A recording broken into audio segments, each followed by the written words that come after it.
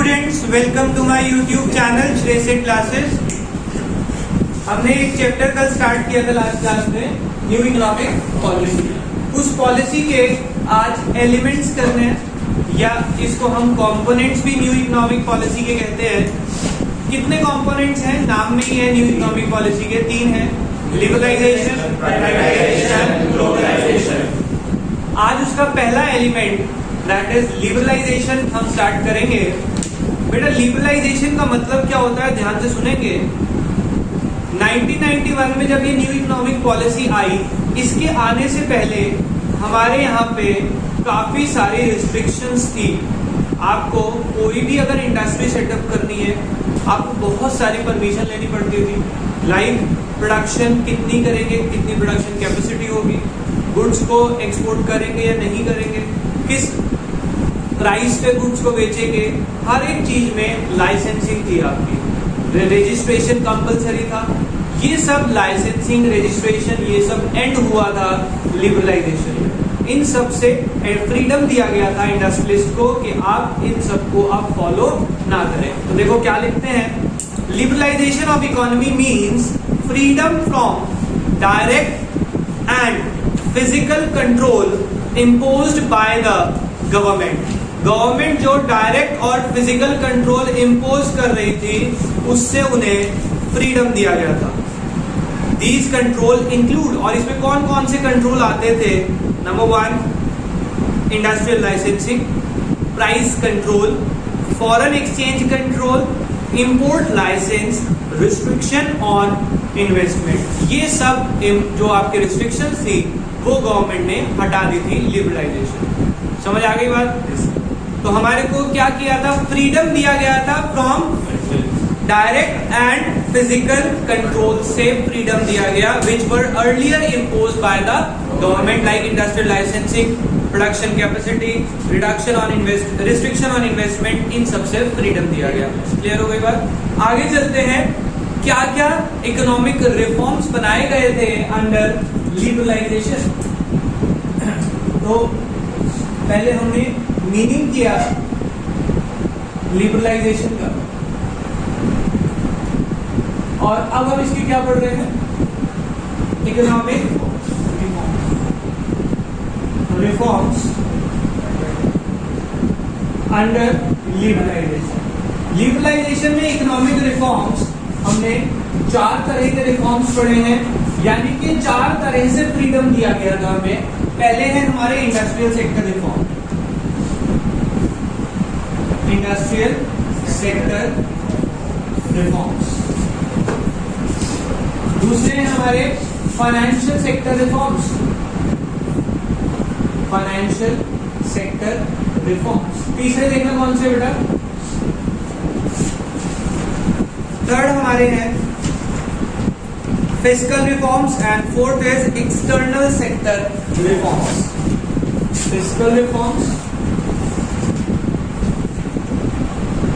और external sector reforms. आप ये टॉपिक को समझना कि लिबरलाइजेशन का मतलब क्या बताया आपको? लाइसेंसिंग और रिस्ट्रिक्शन से फ्रीडम दी गई आपको, कोई कंट्रोल नहीं रहेगा। वो कह रहे जो कंट्रोल से फ्रीडम दी गई है, उसमें 4 तरह से फ्रीडम दी गई है। पहले इंडस्ट्रियल सेक्टर को कुछ फ्रीडम दी गई, फिर फाइनेंशियल सेक्टर में कुछ है, कुछ फिस्कल रिफॉर्म्स में है, और कुछ एक्सटर्नल सेक्टर यानी कि एक्सपोर्ट इंपोर्ट में फ्रीडम देंगे। तो आपको हर सेक्टर में कुछ ना कुछ फ्रीडम मिली है। पहले हम पढ़ते हैं इंडस्ट्रियल सेक्टर में क्या फ्रीडम दी गई है। सबसे पहला लिखा है abolition of industrial licensing. Abolition का मतलब तो समझते हैं, रिमूव कर दी क्या? Industrial licensing. जो पहले इंडस्ट्री में लाइसेंसिंग कंपलसरी थी, वो लाइसेंसिंग हटा दी। हमने पढ़ा था कि प्राइवेट सेक्टर में अगर कोई इंडस्ट्री सेटअप करनी है, आपको लाइसेंस लेना है और आपको रजिस्ट्रेशन कराना कंपलसरी था। वो लिबरलाइजेशन में हमारी रिमूव कर दी गई है। पढ़ते हैं, देखो क्या लिखा है। इन जुलाई 1991, according to the policy, the government abolished requirement of licensing except for 5 industry। 5 को छोड़ के बाकी किसी में लाइसेंसिंग लेना कंपलसरी नहीं है। और उस 5 में से 2 में तो बच्चे बहुत फेमिलियर होते हैं, सिगरेट, लिकर। 2 तो ये हो गई सिगरेट, लिकर, बाकी 3 और हैं, defence equipment, industrial explosive and dangerous chemical. याद करें, लिकर, सिगरेट, उसके बाद defence equipment, industrial explosive and dangerous chemical. तो 3 याद करने हैं, 2 से तो आप फेमिलियर बहुत अच्छे से हैं। कौन कौन से 3 हैं? Defence equipment, industrial explosive and dangerous chemicals. ठीक है, ये 5 के अलावा सब में से लाइसेंसिंग को रिमूव कर दिया फ्रॉम 1 जुलाई 1991। आगे चलते हैं, second point is contraction of public sector. बेटा हम सब जानते हैं 1991 से पहले मेजर रोल पब्लिक सेक्टर के पास था, अब उसको कॉन्ट्रैक्ट करा। पहले कितनी इंडस्ट्री रिजर्व थी उनके लिए? 17, 12 प्राइवेट के लिए थी बेटा। पब्लिक सेक्टर के लिए 17 इंडस्ट्री रिजर्व थी। 17 से पहले उन्हें 8 इंडस्ट्री में लेके आए और अब वो सिर्फ 2 इंडस्ट्री हैं जो रिजर्व रह गई हैं। देखो पढ़ते हैं क्या लिखा है।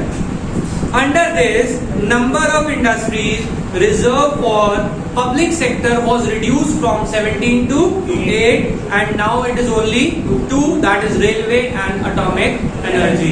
और अब रेलवे को भी प्राइवेटाइज कर रहे हैं, यानी कि एक रह जाएगी atomic energy. Is it okay?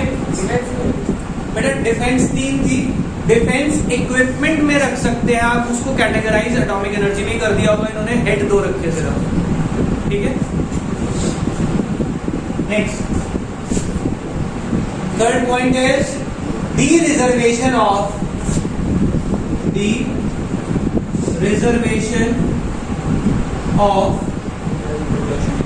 production areas of SSI। बेटा समझना इस हेडिंग को, हम सबने पढ़ा था कि 1950 के बाद 1990 तक हमने स्मॉल स्केल इंडस्ट्री को प्रोटेक्ट करने के लिए कुछ एरियाज फिक्स रिजर्व कर दिए थे एसएसआई के लिए। अब उन एरियाज के ऊपर से रिस्ट्रिक्शन हटा दी गई, कोई प्रोडक्ट रिजर्व नहीं है, कोई भी इंडस्ट्री कोई भी प्रोडक्ट प्रोड्यूस कर सकती है। पढ़ो देखो क्या लिखा है, many production areas which was earlier reserve for SSI were now D-reserve for other industry. उस रिजर्वेशन को रिमूव कर दिया। क्लियर हो गई बात? आगे चलते हैं, expansion of production capacity. Expansion of बेटा ध्यान से समझेंगे, पहले क्या होता था 91 से पहले कि अगर आपने लाइसेंस लिया है, ऑब्वियसली लाइसेंस के बिना तो रजिस्टर नहीं होगी, और लाइसेंस पे ना वो प्रोडक्शन डिसाइड कर रहे थे कि आप 10,000 यूनिट बना पाएंगे, आप 20,000 यूनिट बना पाएंगे। लाइसेंस जैसा लाइसेंस है वैसी प्रोडक्शन कैपेसिटी गवर्नमेंट फिक्स करती थी। पर अब लिबरलाइजेशन के बाद इस प्रोडक्शन कैपेसिटी की लिमिट्स हटा दी गई थी। आप जितना चाहें अपनी प्रोडक्शन कैपेसिटी के अकॉर्डिंग प्रोड्यूस कर सकते हैं। देखो क्या लिखते हैं, earlier production capacity was linked with licensing. पहले उसे किसके साथ लिंक किया गया था? लाइसेंसिंग के साथ। This restriction was removed and producer was given autonomy of choosing production capacity. यानी प्रोड्यूसर को आपने ऑटोनॉमी यानी फ्रीडम दे दिया कि आप अपनी प्रोडक्शन कैपेसिटी कुछ भी रख सकते हैं, कोई प्रॉब्लम नहीं होगी। Last, freedom to import capital goods, यानी कि अब आप मशीनें, कैपिटल गुड्स का मतलब क्या है? मशीन्स वगैरह इजीली इंपोर्ट कर सकते हैं। पहले आपको जब बाहर से कोई मशीन मंगानी पड़ती थी, गवर्नमेंट से परमिशन लेनी है, काफी सारी रिस्ट्रिक्शंस थी, हम जानते हैं इंपोर्ट पे रिस्ट्रिक्शंस थी।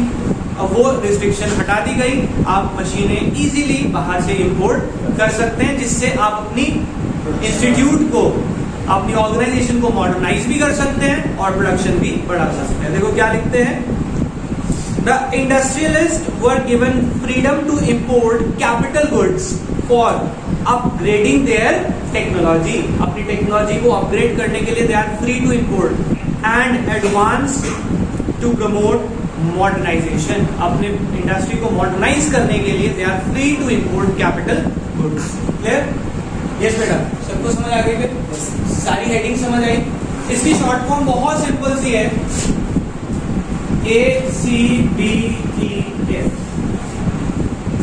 बी नहीं है, ACDEF।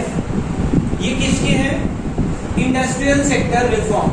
जो industrial sector new economic policy के लिबरलाइजेशन में 4 रिफॉर्म्स आए थे। पहला industrial sector reforms, financial sector reform, fiscal reforms और लास्ट कौन सा आपका? External sector reforms. इसमें जो इंडस्ट्रियल सेक्टर रिफॉर्म्स हैं उसमें 5 रिलीफ दिए गए, ACDEF। A stands for abolition of industrial licensing, C contraction of public sector, D de-reservation of production areas of SSI, expansion of production capacity and freedom to import capital goods। In heading के अगर internal matter को एक बार दिमाग में feed करने की कोशिश करते हैं, मेमोराइज करते हैं, क्या पढ़ा हमने कि इंडस्ट्रियल लाइसेंसिंग जो थी उसको हटा दिया गया था। अब सिर्फ और सिर्फ लाइसेंस 5 इंडस्ट्री में लेना था आपने। कौन कौन सी? सिगरेट, लिकर, इंडस्ट्रियल एक्सप्लोसिव और डेंजरस केमिकल्स, और एक और था हमारा, that was defence equipment. Yes, defence equipment, correct. 5 में लेना था आपको लाइसेंस। उसके बाद पब्लिक सेक्टर का रोल कम कर दिया था। पहले 17 इंडस्ट्रीज थी, फिर 8 हुई और अब सिर्फ 2, रेलवे एंड एटॉमिक एनर्जी। जो प्रोडक्शन एरियाज पहले एसएसआई के लिए थे, they were de-reserved. Now there is no reservation of any production area for any of the industries. Anyone can produce any of the product. Next, expansion of production capacity. Earlier production capacity was linked with licensing. Now they are given autonomy, that is freedom to fix their production capacity according to their organization. अपने हिसाब से वो fix कर सकते हैं। Last, freedom to import capital goods. Now industries were given freedom to import any of the machinery for their organization so that they can modernize their organization. वो अपने आप को modernize करने के लिए कोई भी capital goods मंगा सकते हैं। इसे भी ओके, मेमोरी पे फीड करेंगे इसको। आगे चलते हैं, फाइनेंशियल सेक्टर रिफॉर्म्स। बेटा फाइनेंशियल सेक्टर कौन सा सेक्टर होता है? पैसे। हमारे देश में पैसे को मैनेज कौन करता है? आरबीआई। फाइनेंशियल सेक्टर आरबीआई के हाथ में था। आरबीआई सारे फाइनेंशियल सेक्टर को रेगुलेट करता है। Regulate means rules and regulation बनाता है उसके। But after liberalisation RBI was not only the regulator but they are facilitator. पहले सिर्फ रूल्स एंड रेगुलेशन बनाते थे, अब वो उसे फैसिलिटेट यानी सपोर्ट भी करते हैं। कैसे सपोर्ट करते हैं? उन्होंने मार्केट की फोर्सेस यानी कि डिमांड और सप्लाई पे छोड़ दिया कि पैसे का क्या रेट रहेगा, डॉलर का क्या रेट होगा, वो डिपेंड करेगा on the market forces of demand and supply. And banks were given freedom to set their interest rate structure. जो इंटरेस्ट रेट वो आपसे चार्ज कर रहे हैं लोन पे, आप देखना हर बैंक में अलग रेट ऑफ इंटरेस्ट मिलता है आपको। क्यों? क्योंकि अब बैंकों को ऑटोनॉमी दे दी। अब वो सिर्फ रेगुलेट नहीं करता, अब वो फैसिलिटेट करता है। मतलब ध्यान से समझना, आज भी रेट ऑफ इंटरेस्ट जो है ना वो फिक्स तो आरबीआई करता है, पर आरबीआई ना मिनिमम लेवल फिक्स करता है कि भैया आप लोन देंगे ना तो आप 8% तो मिनिमम लेंगे ही लेंगे। इसके ऊपर जो मर्जी फिक्स करो वो तुम्हारी मर्जी। यानी कि रेगुलेटर तो है बट साथ में फैसिलिटी दे दी कि आप कुछ भी प्लस कर सकते हैं। देखना आप बैंक जब लोन देता है 9, 9.5, 10% पे देता है, वो जितना ऊपर जोड़ रहा है वो उसकी मर्जी है। Because now banks are given freedom to set their interest rate structure, खुद डिसाइड कर सकते हैं। पढ़ते हैं, देखो क्या लिखता है। In India, financial sector is regulated and controlled by RBI. सारा कंट्रोल कौन करता है फाइनेंशियल सेक्टर को? RBI. After liberalization, the role of RBI has changed from regulator to facilitator. उनका रोल चेंज हुआ, now they are not regulator but they are facilitator. And as a facilitator RBI facilitate in free play of market force. अब वो market force को freely move करने देते हैं market में, and leave it on commercial bank to decide their interest rate structure.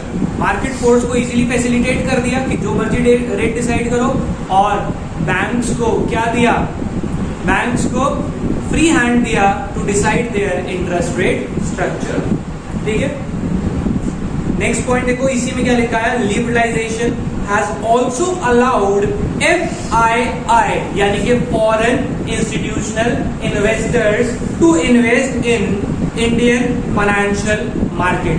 आज की date में जो हमारे इंडिया की फाइनेंशियल मार्केट यानी शेयर मार्केट है, इसमें अगर कोई फॉरेनर चाहे तो वो आके आराम से शेयर्स खरीद सकता है, उसकी इन्वेस्टमेंट पे कोई लिमिट नहीं है। पहले इंडियन कंपनी में जो इन्वेस्टर्स होते थे, शेयर होल्डर्स होते थे, they are all Indians, but now FII is also allowed after liberalization। कोई भी फॉरेनर आके इंडिया में इंडियन कंपनी के शेयर फ्रीली ट्रेड कर सकता है। ये भी किसने अलाउ किया था, लिबरलाइजेशन।